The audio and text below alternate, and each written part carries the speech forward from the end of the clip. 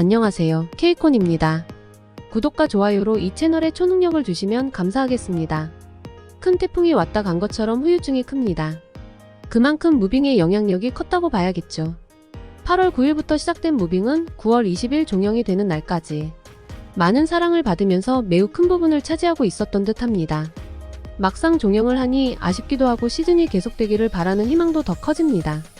외신들은 시즌2의 가능성과 불확실성을 동시에 전하고 있습니다.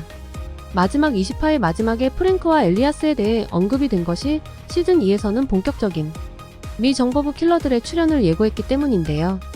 미 정보부 킬러들이 등장하는 내용이 추가가 된다면 무빙은 독자적인 시즌을 가지고 갈 것 같습니다. 브릿지는 개별 시리즈로 가고요. 해외 미디어 종합지 DMT에서는 무빙의 캐릭터 분석과 함께 시즌2에선 뭐가 달라질 것인지에 대해 심도 깊게 얘기하고 있습니다.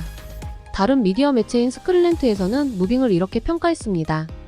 무빙이 시즌2를 진행한다면 좋겠지만 무빙이 한 시즌만 운영된다고 해도 여전히 추천할 만한 가치가 있습니다.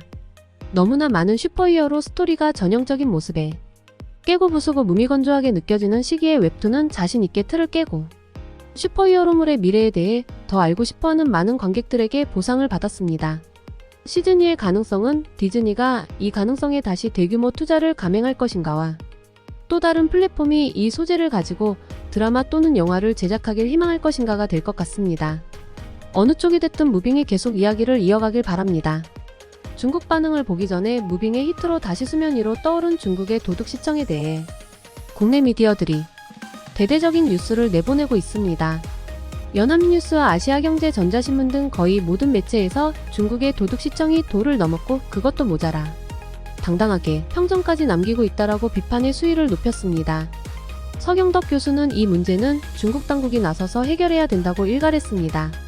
그럼 그 중국 시청자들은 어떻게 리뷰를 남겼는지 살펴보겠습니다. 확실히 오래전 세계 모든 플랫폼에서 가장 강력한 TV 시리즈입니다. 디즈니 플러스는 안목이 정말 뛰어나고 아시아인들에게 더 어울리는 초능력은 확실히 생활 밀착형이자 정서적 유대가 핵심입니다. 한국 사람들은 여전히 이야기를 풀어내는 데 능숙합니다. 올해 한국 드라마 중 최고라는 데에는 의심의 여지가 없습니다. 결국 올해 다른 드라마를 보지 못했습니다. 미연에게 단독작을 줘야 하는데 그녀의 오감은 사소해 보일 수도 있지만 그녀의 능력은 정말 강력합니다. 두뇌 싸움이 정말 굉장하네요.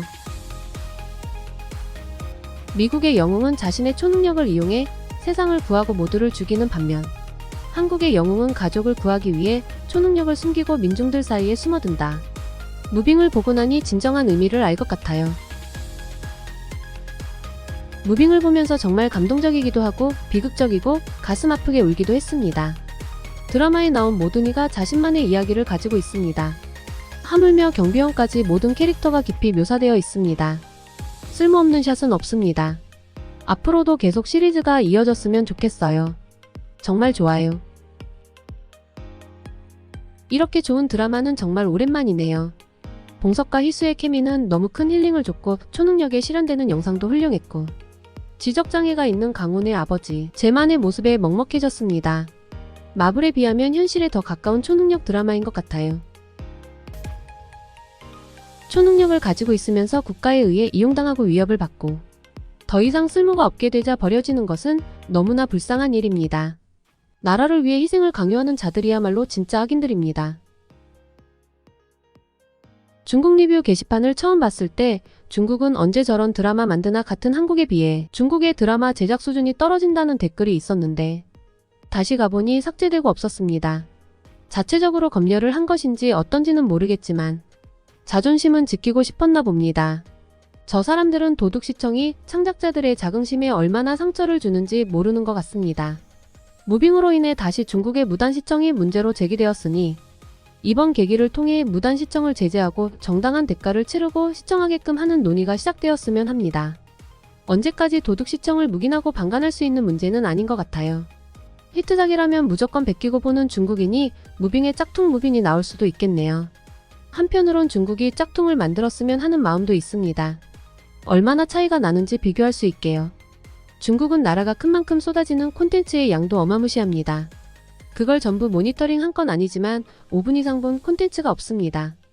작은 유튜버 채널이지만 중국이 타국의 콘텐츠 보호에 나서길 바랍니다. 자국의 콘텐츠가 중요한 만큼 타국의 콘텐츠도 중요하다는 걸 자각하길 바라며 시청해주셔서 감사합니다. 구독과 좋아요는 무료입니다.